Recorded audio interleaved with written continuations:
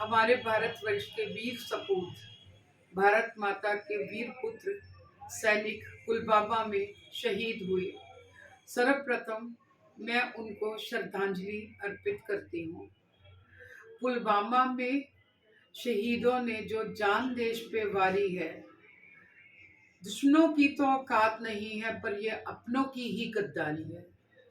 मैं इस उदासी के दिन में मैं आज भी इसी उम्मीद में हूँ कि कहीं से कभी तो यह जांच होगी कि 300 किलो आरडीएक्स पुलवामा में कैसे पहुंचा। अपनों ने कौन से ऐसे अपने थे जिन्होंने गद्दारी की और मेरे देश के वीर सपूतों को अपनी जान गंवानी पड़ी। तो हम सब मिलके पहले अपने देश के इन वीर सपूतों को श्रद्धांजलि अर्पित करते हैं। और आज दूसरे चरण का चुनाव है उत्तर प्रदेश में। मेरी आप सब से, भाई बहनों से, बुजुर्गों से, युवाओं से हाथ जोड़कर प्रार्थना है कि अपने बहुमूल्य वोट का कीमत जाने और अपना समय निकालकर सर्वप्रथम वोट डालने जाएं। और जब आप ईवीएम का बटन दबाने लगे तो सर्वप्रथम कुछ मुद्दों को ध्यान में रखिएगा।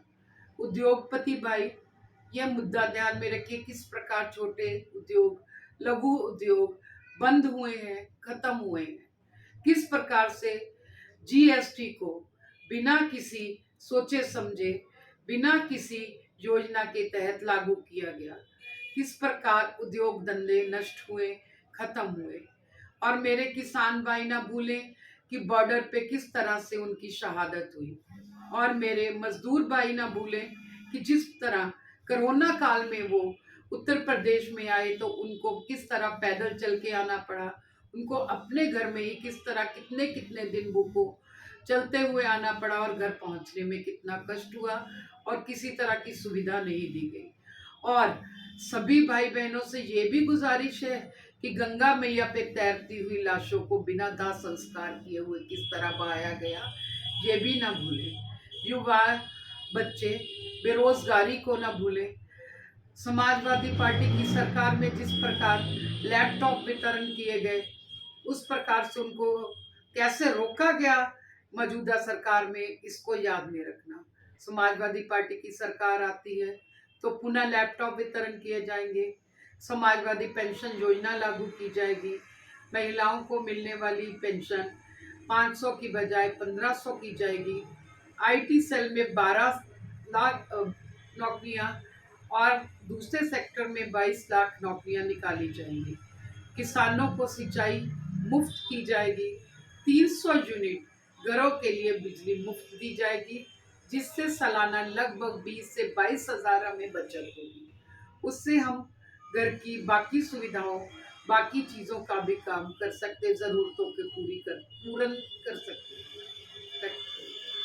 किसानों को सिंचाई मुफ्त दी जाएगी, उन गन्ना किसानों को उनकी फसल का मूल्य 15 दिन के अंदर अंदर दे दिया जाएगा और बिजली के प्लांट लगाए जाएंगे। ब्रज की जो योजनाएं समाजवादी पार्टी की सरकार होते हुए शुरुआत की गई और हमारे बाबा जी ने जिनको रोक दिया था, ब्रज के सौंदर्यकरण को, राधा रानी के महल के रोपवे को और बाकी सारी चीज़ें वो पूर्ण की जाएंगी। और महाविद्यालय बनाए जाएंगे, हॉस्पिटल बड़े से बड़े बनाए जाएंगे और महिलाओं की सुरक्षा के लिए दोबारा से हेल्पलाइन को शुरू किया जाएगा। मेरा आप सबसे यही निवेदन है कि अमूल्य वोट देने समय पे जाएं और बटन को तब तक दबा कर रखें जब तक उसमें लाइट ना आ जाए और बीप की आवाज़ ना आ जाए।